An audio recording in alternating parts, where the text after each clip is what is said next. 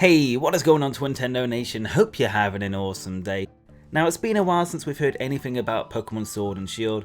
Well, I say it's been a while, only really 2 months, but it does feel like a long time, and I feel like the hype has died down a little for these games, since we don't know much about them and we've barely seen anything, which in a way, compared to Pokemon Sun and Moon, is kind of good because they showed way too much of that game. But I do hope we will get some news very shortly, and normally May is a very good month for Pokemon news. I think we've had Omega Ruby and Alpha Sapphire announced in May, Let's Go Pikachu and Eevee, and there's normally just news about, you know, the next set of games that are coming out. That we know Sword and Shield is going to be that. But since we don't have any news at the moment, I thought I'd just go over my top 10 predictions for Pokemon Sword and Shield. Now, first of all, these could all be disproven before the games come out, depending on what we actually get to see. And some of these might be correct, some of these might be incorrect. It's just my gut feeling. There is no real basis behind these, because we've only seen, like I said, like a 2-minute trailer, and that's really it. So we'll see. Some of these might get disproven very early on, and some might get proven when the games are released. So let me know in the comments below what your predictions are for Pokemon Sword and Shield, and if you do enjoy today's video, make sure to hit the like button down below and subscribe to stay up to date with everything Pokemon Sword and Shield. And without further ado guys, let's start the video. So starting us off is the topic of Armored Evolution. This has been going around, basically a rumour that the next big gimmick for Pokemon will be Armored Evolution. I guess it's going to be similar to Mega Evolution, and we've also seen Armored Mewtwo's kind of got a revamp in the new Pokemon movie. But basically there has been a rumour going around that Armored Evolution is coming to Sword and Shield, and my prediction is that this is not the case. I don't know why really, I think it is a gut feeling. I've made a video about Armored Evolution, and in terms of why it could be coming to Pokemon Sword and Shield, it adds up. Before Sword and Shield was announced, someone on 4chan basically said the next games are going to be called Pokemon Sword and Shield. It's going to be set in the UK, or based off the UK even, which it is. We know the Galar region is very similar to the UK. And they said finally that Armored Evolution is going to be a brand new feature. And just, I feel like gut feeling for me is that Armored Evolution is not going to be in the game. I feel like it's very easy if this person knew about Pokemon Sword and Shield beforehand and just added like a new feature onto it. That could be a possibility. And maybe Armored Evolution is real, but it's maybe not what we're expecting. I think a lot of us just think it's going to be like Armored Mewtwo. So there might be a new feature. I definitely think there will be a new feature, and it wouldn't surprise me if it's something similar to Mega Evolution but different. I just don't think it's going to be Pokemon wearing armor, basically. I think it'll be something else. But like I said, I could be completely wrong. I think this one is going to be either proven or disproven the first. I think we'll get information about this soon, whether it is true or not. But that's just my opinion. I think it isn't real, but who knows? I'm definitely not against it, by the way. I'm definitely not saying it's not real because I don't want it. That's just my gut feeling personally. But we'll find out hopefully soon whether Armored Evolution is real or not.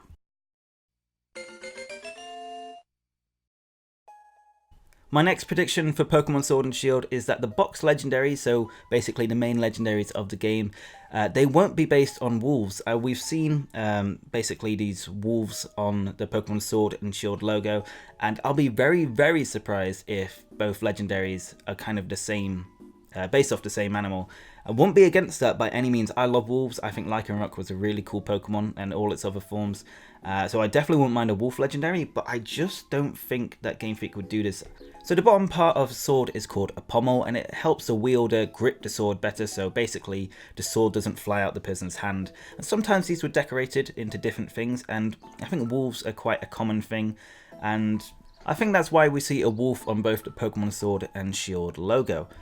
Now, the person who started the Armored Evolution rumour has said that the legendaries will be a metal snake and a wooden horse. Sounds very weird. I'm assuming it would look a lot different when we'd actually see them. I'm not sure if they're going to be the legendaries either, but just in my opinion, I don't think we'll have 2 wolf Pokemon.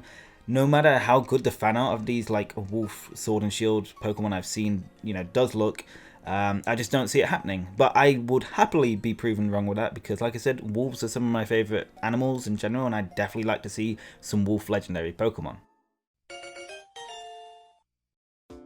Following that is a prediction about Score Bunny, and no, it's not going to be about his typing. It might be firefighting, but I'm hoping it won't be. And to be honest, it's very hard to predict starter Pokemon's typing, so I'm definitely not even going to attempt that. But my prediction is that Scorbunny is related to football, or in case you're from the US, soccer. And the reason is, obviously, football is probably the biggest thing in the UK. I'm a massive football fan myself. Support Sheffield United. We're about to get promoted to Premier League, hopefully, touch wood. But basically, there is some football related stuff in Pokemon Sword and Shield. We've seen that the gyms are based off football stadiums by the looks of it, and at the top of the Galar region map there is a stadium that is very similar to the National Stadium, the Wembley Stadium, so there is definitely some football related elements in Pokemon Sword and Shield. But the reason I bring this up, I think Scorbunny is definitely linked to football. Ever since I saw its design and the way it runs and stuff, it just reminded me that it football basically, it seems to have big feet, and a common term in football, if you score 3 goals in a match, is a hat trick, and that's normally like associated with magic and a bunny.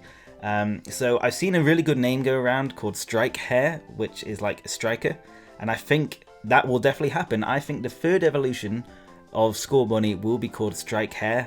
I have no idea if it will have any football related like moves, like attacks. I think that'd be really cool, but that is my prediction for Scorbunny. I think it's definitely going to happen. Coming in at number 7 is a prediction that's not necessarily exciting, it's just I think it will follow the recent trend of Pokemon games, and this is that there's going to be less than 100 new Pokemon. So I think basically Gen 1 to 5 there was always 100 plus new Pokemon, and when Gen 6 came in it had around 70 new Pokemon, but it also did have Mega Evolutions, and then Gen 7 had around the same 70 to 80 new Pokemon, and then it did have Alolan forms. So obviously we could get Armored Evolutions, but I just don't see there being 100 brand new Pokemon. I would love it because I really do miss having lots of new Pokemon to catch, but I just don't see it happening, unfortunately. That's just a, like I said, a gut feeling, a prediction, but hopefully I'm proven wrong. Next up, I predict that side legendary trios will return. So basically not a main legendary trio is what I mean. And the last side legendary trio we had were the legendary genies, or the forces of nature. They've got lots of names, but we'll go with the genies. So Tornadus, Thunderous, and Landorus. So they were basically the last trio on basically the side trio we could catch in a brand new region. And we didn't get one in Generation 6. That was one of my biggest disappointments. And to be fair to Generation 7, we did have the Tapus, but that was 4 different legendary Pokemon. So I'd like to see a traditional trio appear again, and it does feel like it's been a while since it's been Generation 5, so I'd like to see, maybe a roaming one. I know I probably shouldn't say that because we all hate roaming legendaries, but I guess it would be quite nostalgic to have a new roaming legendary out of one of the, legendary trios. So I hope a legendary trio does appear in the Galar region. Won't be too disappointed if it doesn't, as long as there's quite a few legendaries to catch, but I'm pretty sure that we'll see some side legendaries appear in the Galar region. Coming in at the halfway point is a simple demand of mine, but I think it will definitely happen. This is that a Corgi Pokemon will be introduced into the Pokedex. I just think it'll happen. There's been so many little Corgi memes about Pokemon Sword and Shield. I'm pretty sure Game Freak are aware that Corgis, have a big history in the UK and that they're related to the royal family.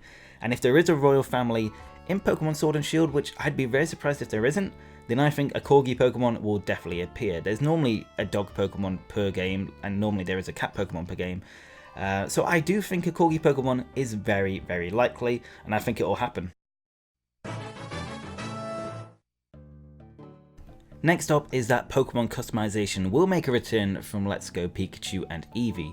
So in Let's Go Pikachu and Eevee, you could customize either Pikachu or Eevee, depending on your game obviously, and you could customize them quite a bit, giving them different clothes, accessories, glasses, all sorts of stuff, even different hairstyles as well.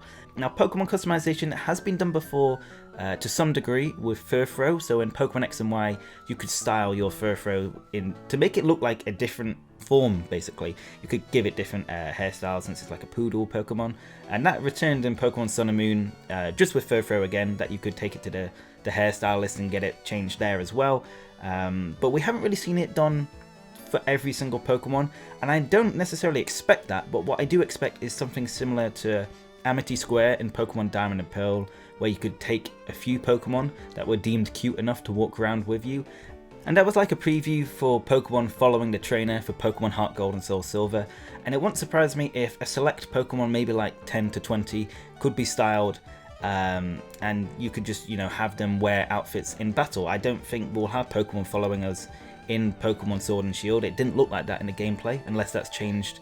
Maybe they've added that later, because it did say gameplay not final, but I really doubt that. So it wouldn't surprise me if we could customize a few Pokemon, but nothing on the scale of Let's Go Pikachu and Eevee in terms of that much detail, and I very much doubt it will be every single Pokemon. I just feel like this is a pretty interesting prediction. It might not be true, but it's something I'd definitely like to see, and wouldn't be surprised if it happened.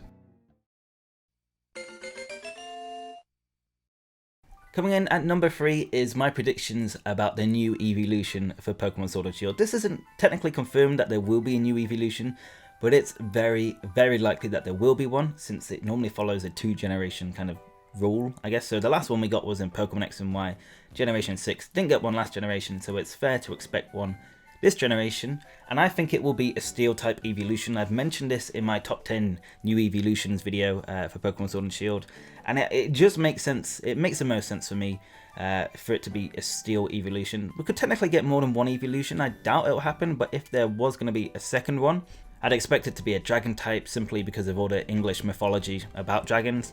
But mainly, I think it will be a Steel type evolution, maybe a dragon type evolution as well, or vice versa. It'll just be a dragon type evolution and not a Steel type evolution. It's going to be one or the other, basically. But I'm going to go with Steel type evolution. Let me know in the comments below which evolution you think will appear in Pokemon Sword and Shield. Like I said, I'm either going with Steel or Dragon.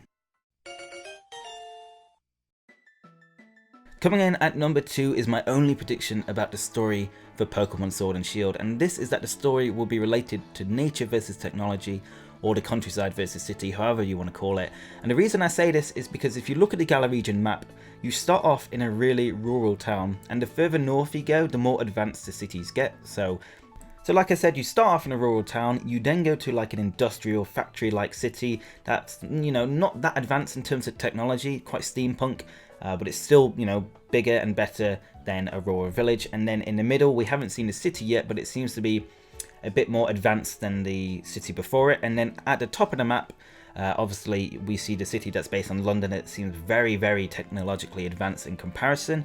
And I just feel like there's a big divide in the Galar region between the countryside and the city, and I know my prediction for the story is kind of similar to Pokemon X and Y. So in X and Y, Lysandra wanted to basically make the world more beautiful by destroying humanity. I don't expect anything like that in Pokemon Sword and Shield, and it wouldn't even surprise me that if we have 2 evil teams, like Pokemon Ruby and Sapphire with Team Magma and Team Aqua, one representing the city side and one representing the countryside. That's kind of like a pun itself. I don't know. For me, I definitely see something like that happening. Regards to the evil team, I think it will probably just be the one team, and I think it will be definitely different to Pokemon X and Y story, but maybe have some similarities in there. But that's just my prediction. Let's move on to number 1.